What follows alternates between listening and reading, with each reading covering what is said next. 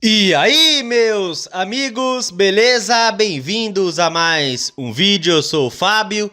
E galera, é vídeo de pré-jogo, pois é, quarta-feira aí teremos Corinthians e Palmeiras, Copa do Brasil, oitavas de final, jogo de ida em Itaquera, bora pra cima da porcada.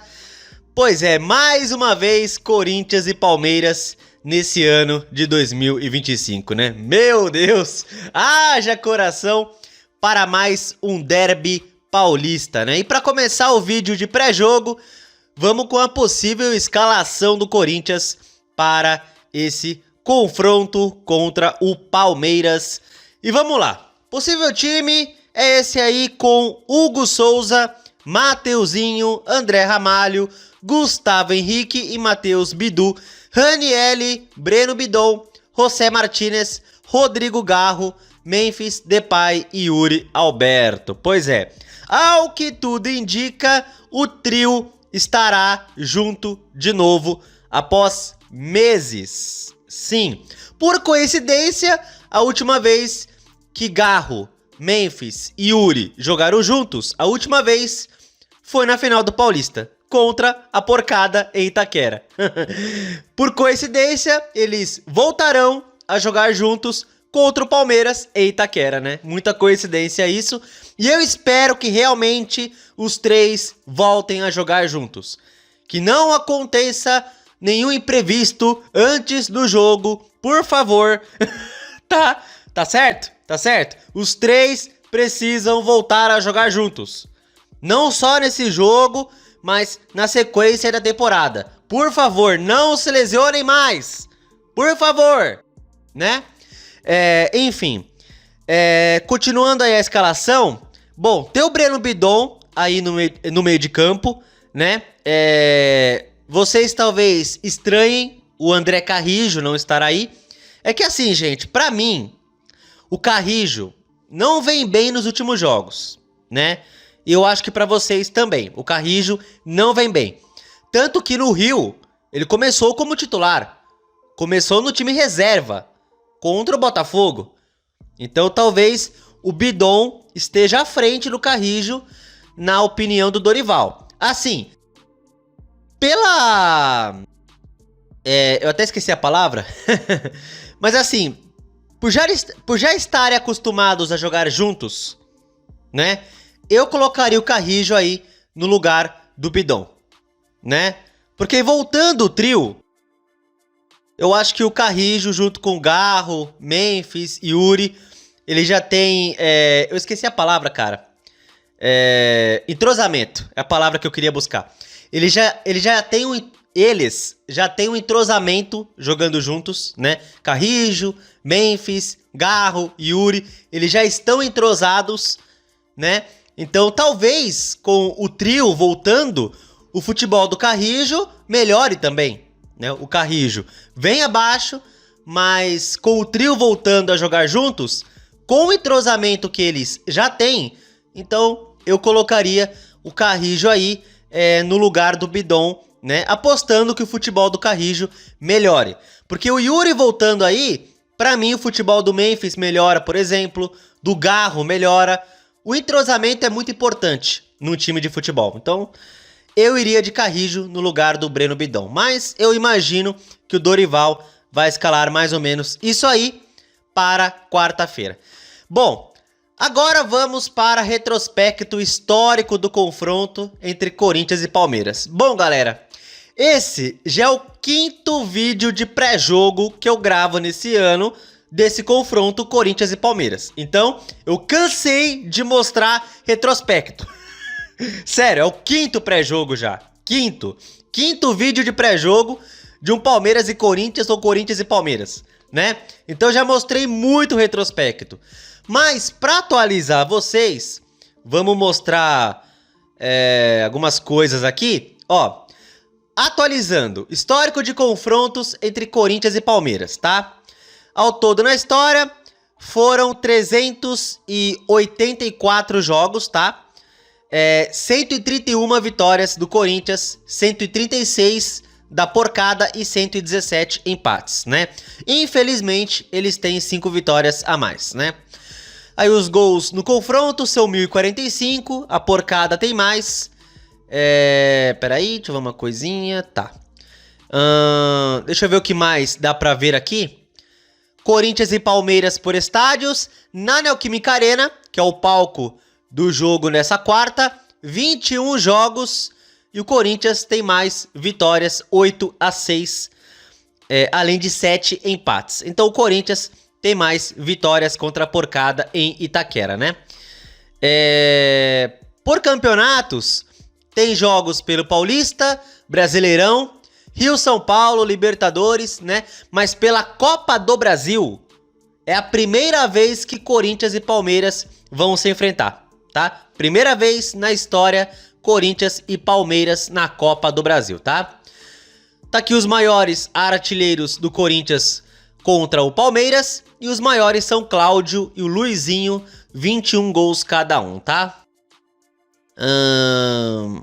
O que mais dá pra ver aqui? Bom, os últimos jogos entre Corinthians e Palmeiras, né? Nos últimos 4 jogos, uma vitória pra cada e 2 empates, né? E um desses empates foi no jogo do título paulista desse ano 2025, né? Último jogo, primeiro turno do Brasileirão, em Barueri, perdemos 2-0. E no último jogo em Itaquera, 0-0, tá? Vamos avaliar os últimos jogos em Itaquera, tá? Pegando só jogos em Itaquera, tá? Em Itaquera que vai ser o jogo nessa quarta. Então, pegando os jogos só em Itaquera, teve o 0-0 na final do Paulista esse ano, tá? Aí teve o 2-0 do Brasileirão do ano passado, tá? Vamos ver o que mais aqui. Jogos somente em Itaquera. Aí teve um 0-0 Brasileirão 2023, tá? E tá aqui, tá? E teve esse 2-2 Paulistão 2023, tá? Esse 2-2 pelo Paulistão de 23 foi o último jogo que a porcada conseguiu marcar gols contra o Corinthians em Itaquera. Pois é, a porcada né? A porcada está há 2 anos e meio, mais ou menos, sem marcar gols contra o Corinthians na arena. Olha que coisa interessante. Eles estão há mais de 2 anos sem marcar gol contra o Corinthians em Itaquera, né? Depois desse 2-2, teve 0-0 em 23 pelo Brasileirão. Aí teve o 2-0 Brasileirão do ano passado. E teve o 0-0 pela final do Paulistão esse ano. Então, eles estão aí uns 2 anos aí sem marcar gol contra o Corinthians em Itaquera, né? Então, eu espero que esse tabu siga mantido, que eles sigam sem marcar contra a gente em Itaquera, tá? Bom, agora vamos olhar a tabela da Copa do Brasil. E tá aí a tabela, né? Os confrontos das oitavas de final, tem São Paulo e Atlético Paranaense, Flamengo e Atlético Mineiro, tem Bahia e Retrô, Internacional e Fluminense, Cruzeiro e CRB, CSA e Vasco, Corinthians e Palmeiras, Botafogo e Bragantino são os confrontos, né? E tá aí os jogos do Corinthians contra a porcada. Primeiro jogo, nessa quarta, 9h30 da noite, Corinthians e Palmeiras, Neoquímica Arena, tá? E pelo que eu vi, vai ser transmitido pela Globo, Sport TV, Premiere e Prime Video. Se não me engano, são esses os canais que irão transmitir Corinthians e Palmeiras nessa quarta. Aí na volta, na outra quarta-feira, 9h30 da noite, no Allianz, Palmeiras e Corinthians, tá? No Paulista, decidimos em casa e agora é a vez deles decidirem no Allianz, tá? Lembrando, galera, que não tem chaveamento, tá? As oitavas não tem chaveamento. Então não tem um adversário certo nas quartas de final. Não tem, tá? Tipo, quando vamos aqui para as quartas, tá aqui, ó, sorteio, tá? Então, os 8 classificados para as quartas de final vai ter sorteio os confrontos, tá? Então não tem essa do tipo, se o Corinthians passar, pega esse ou aquele. Não, não tem isso, tá? Não tem isso. Passou para as quartas, aí vai ter sorteio, tá? Vai ter sorteio para os confrontos, tá certo? E é isso. Bom, mais uma coisa que eu quero mostrar. Vamos lá. Obrigado. Jogos do Corinthians. Pois é, os últimos 3 jogos, adversários difíceis, né? Adversários difíceis que o Corinthians não conseguiu vencer, infelizmente.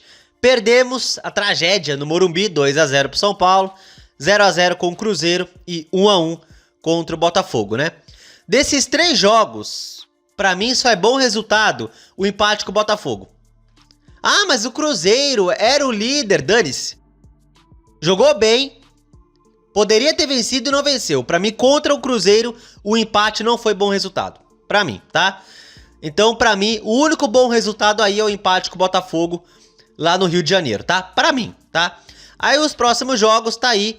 Teremos a porcada nesse meio de semana e no outro meio de semana pela Copa do Brasil. E no domingo teremos o Fortaleza em casa, tá? Então, temos 3 jogos aí. 2 contra o Palmeiras e 1 contra o Fortaleza, que pode talvez decidir o destino do Dorival Júnior, né? Porque se ele é eliminado para o Palmeiras, dependendo da forma que é eliminado, se não vencer o Fortaleza, por exemplo, que é um adversário acessível, o Fortaleza tá, se não me engano, na zona de rebaixamento do Brasileiro, demitiu o Vojvoda recentemente. Então Fortaleza não está nos seus melhores dias, então é um confronto acessível. E me preocupa o senhor Dorival botar time reserva contra o Fortaleza. Eu me mato.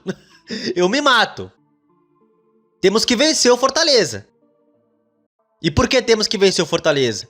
Porque tem times perto do Corinthians na classificação do Brasileiro que tem jogos a menos. E quando cumprir esses jogos, pode ultrapassar o Corinthians. Então é importante voltar a vencer no campeonato, porque senão a gente pode se aproximar da zona de rebaixamento. E não queremos se aproximar da zona de rebaixamento, né? Então é importante sim vencer muito bem o Fortaleza, né? E é isso, né? É isso, galera. O Dorival vive uma semana aí decisiva pra ele aí. E eu espero que ele se saia bem, né? Lembrando, galera, que em 2023, quando ele estava no São Paulo, na Copa do Brasil, ele elimina o Palmeiras da Copa do Brasil. Ele elimina, né? Nas quartas de final, né? Então, ele sabe como ganhar do Palmeiras do Abel Ferreira. Já fez isso com o São Paulo em 23, na campanha do título do São Paulo. Então, vamos lá, Dorival. Não vacila, né? E é isso, galera. Bom, mais um derby esse ano, né? Mais um mata-mata aí pra gente decidir. Claro que Corinthians e Palmeiras, eu acho que vivem momentos diferentes, né?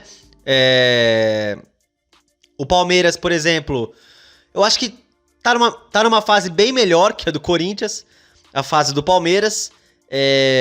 O Corinthians, muitos problemas de organização do time em campo, a gente sofrendo para criar, sofrendo para fazer gol, né? Sofrendo com lesões. Só agora o Yuri Alberto foi voltar pro time. Então a fase do rival é até melhor que a nossa, mas clássico é clássico, né? Tem nada decidido e vamos pra cima deles. Buscar fazer o resultado em casa é muito importante, vencer em casa, porque se não conseguir vencer e vai decidir lá no Allianz, aí é perigoso, né? Então é importante que o Corinthians vença. E assim, não tem mais a regra do gol fora, graças a Deus. Então, 1-0, 2-1, 3-2, não importa, vença esse jogo. E aí, joga a responsa pra cima deles na volta no Allianz. Então, Corinthians, é vencer. Se não vencer, vamos ver o que acontece no Allianz, né? Mas é importante começar com vantagem aí jogando em casa, tá? E antes de encerrar o vídeo, galera, eu quero comentar sobre a coletiva de imprensa que rolou nessa segunda-feira do Osmar Stabile, né? O Osmar Stabile é o presidente em exercício do Corinthians, né? E ele resolveu fazer uma coletiva de imprensa. Ele fez 2 meses de gestão, 2 meses que ele tá no cargo. E ele respondeu muitas perguntas. Eu não assisti ao vivo, eu não consegui ver ao vivo, mas eu vi posteriormente, né? A coletiva. E o que eu achei da coletiva dele, do Osmar Stabile, é que assim, algumas respostas ele meio que enrolou, né?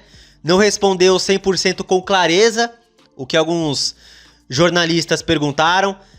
Deu algumas respostas típicas de um político, né? Mas tem outras coisas que ele falou que eu achei bem interessantes. Falando que o Corinthians precisa mudar. Falou que ele meio que pediu ajuda, por favor, ajudem o Corinthians. Foi o que ele falou. Ele falou que prefere tomar decisões em conjunto, né? Nunca sozinho, 100%. A palavra final hoje é dele, mas ele prefere ouvir, ele prefere discutir antes de tomar uma decisão, né? Falou do contrato do Memphis, né? Que circulou aí que o Corinthians estudava rescindir o contrato ou renegociar o contrato do Memphis. Ele falou que não tem nada disso, aparentemente, que o Corinthians vai cumprir o que tá no contrato e já era, né? Então, assim, deu algumas enrolações, respondeu outras coisas que eu achei interessante. Eu até achei boa a coletiva, mas, assim, vamos combinar, galera, que chegamos num momento que queremos mais ações do que palavras, né? Assim, eu não tenho nada contra o Osmar Stabile. Não tenho nada contra a gestão dele até aqui, que é de apenas 2 meses. E pelo que eu tô vendo, até agora não fez nada de errado, né? E não se sabe nada contra ele, né?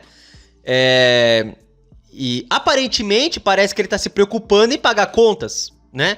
Tanto que agora ele acertou a premiação dos jogadores do Paulista, do Brasileiro, né? Já acertou uma parcela atrasada com o feminino em relação à premiação.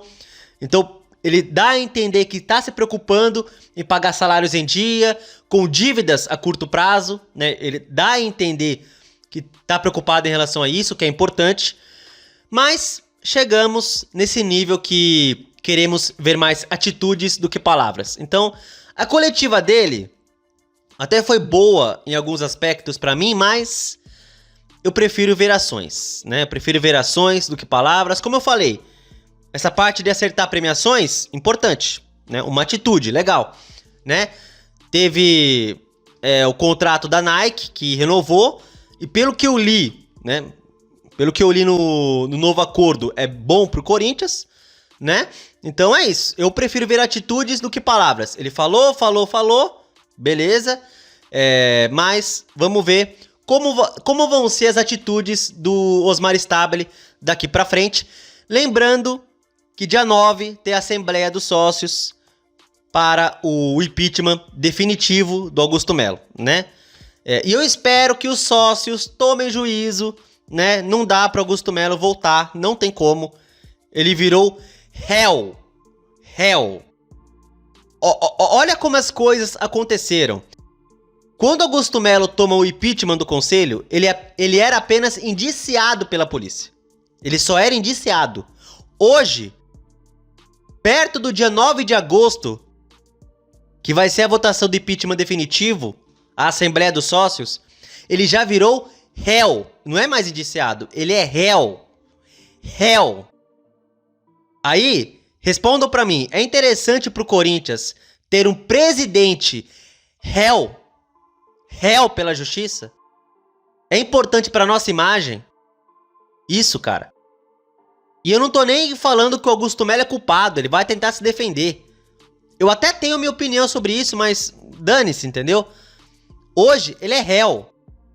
Eu acho que se o Augusto Melo fosse corintiano de verdade, ele já teria renunciado. Ele deveria saber que o Corinthians ter o presidente como réu, principalmente na situação atual financeira do clube, o Augusto Melo deveria saber que isso não é benéfico para o Corinthians. Ele deveria saber disso. Mas parece que o importante para ele é o poder. O importante para ele é ter a caneta. O importante para ele é ser o presidente. Dane-se o Corinthians, né? Dane-se a imagem do Corinthians em ter um presidente réu, né? Porque ele já falou que não vai renunciar. Aí fica difícil defender o Augusto. Fica difícil. Uma decepção chamada Augusto Melo. Pois é, né? Então é isso, galera. A coletiva do Osmar Stabile achei interessante. Algumas respostas. Outras, pra mim, ele enrolou. Coisa de político. Mas vamos continuar vendo as ações dele, as atitudes. E vamos ver, né? E vamos ver também se depois do dia 9 ele continua ou não, né? Tem isso também. Vamos ver se depois do dia 9, se o Osmar continua no cargo ou não, tá? Então é isso, galera. É isso. Nessa quarta confronto decisivo, é clássico, é contra a porcada. Vou dar meu palpite aqui.